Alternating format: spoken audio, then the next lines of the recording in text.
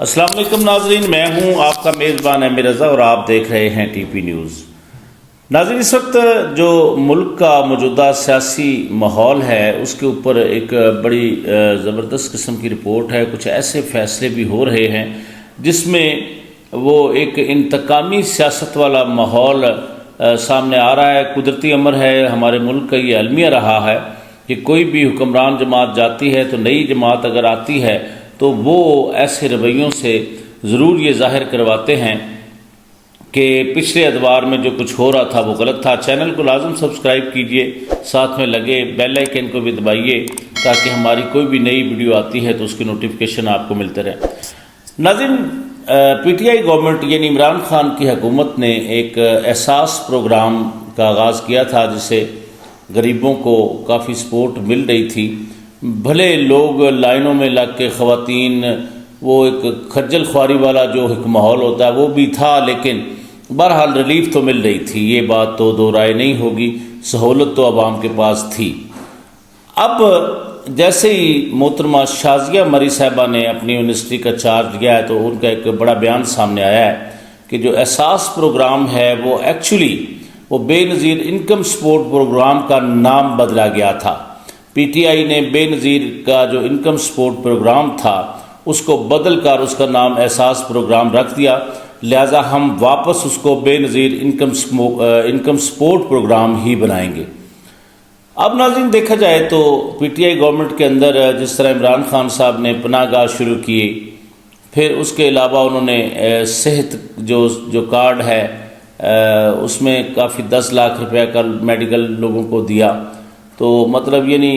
اس طرح کے جو منصوبے ہیں، تو اس میں جو موجودہ وزیر اعظم ہیں میاں شہباز شریف صاحب، تو انہوں نے یہ کہا ہے کہ جو منصوبے عوام کی بھلائی کے لیے ہوں گے تو وہ ہم بند نہیں کریں گے۔ یہ ایک بہت اچھا سائن ہے اور بہت اچھی بات ہے۔ ناظرین، جس طرح بڑے بڑے میگا پروجیکٹ شروع ہوتے ہیں تو میری ایک اس پروگرام کے توسط سے میں آج اپنی عوام سے، اپنے پاکستانی عوام سے یہ بات کرنا چاہتا ہوں کہ دیکھیں، حکومت اچھی یا قائد اچھے وہی ہیں جو عوام کی فلاح کو مد نظر رکھتے ہیں اور بلا تفریق اس میں چاہے کوئی پی ٹی آئی کا ہو یا کوئی مسلم لیگ نون کا ہو، پیپل پارٹی کا ہو، جمعیت علماء اسلام ہو یا اور دیگر جو سیاسی جماعتیں ہیں ان کے لوگ ہوں، تو ایسا نہیں ہونا چاہیے کہ آپ جیسے ہی آپ کے پاس حکومت نہیں رہی تو یعنی عوام دوستی تو ختم ہو گئی، وہ اپنی کرسیوں کی فکر تھی، یعنی وہ بدلے اور انتقام کے جو مفروضے ہیں ان پر عمل کیا جائے۔ اب ایسے ہی وزیر داخلہ جناب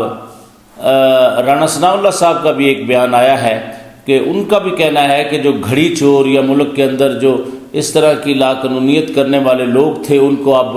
جیلوں میں جانا پڑے گا۔ تو میں یہ سمجھتا ہوں کہ ہمارا ملک اس وقت بڑی عجیب سی سچویشن میں گھرا ہے، ڈالر کے اندر کوئی سٹیبلٹی نہیں رہ گئی، ملک کی اکانومی جو ہے وہ بہت نیچے چلی گئی ہے۔ نہ صرف آپ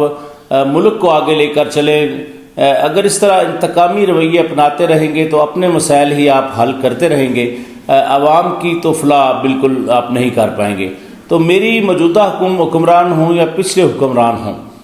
تو میری تو اس پروگرام کے حوالے سے یہی میرے دل میں ایک چیز آئی تھی، میں نے کہا اپنی عوام سے شیئر کروں کہ اس طرح کے رویے جو ہیں وہ ملکوں کی ترقی کا باعث سے نہیں بنتے۔ ہاں، آپ کے ذاتی انتقام کی جو تسکین ہے، اگر آپ کے ساتھ کسی نے زیادتی کی ہے تو آپ بھی اس کے ساتھ زیادتی کریں گے، آپ کے دل کو تو تسکین آ جائے گی، لیکن اس کا ملک کے اندر کتنا بڑا نقصان ہوگا، انٹرنیشنل سطح پر ہماری کس قدر بدنامی ہوگی، یہ ایک الگ چیزیں ہیں۔ جو موجودہ سیاسی جماعتیں ہیں، میں یہ سمجھ رہا ہوں کہ اس وقت وہ پوری دنیا کے اندر جگ ہسائی کا باعث بن رہی ہیں۔ تو اگر عوام کی بھلائی چاہتے ہیں یا عوام کا بھلا کرنا چاہتے ہیں تو خدا را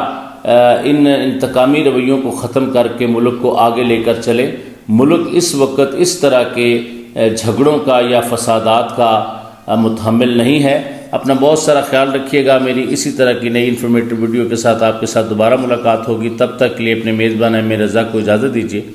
اللہ حافظ۔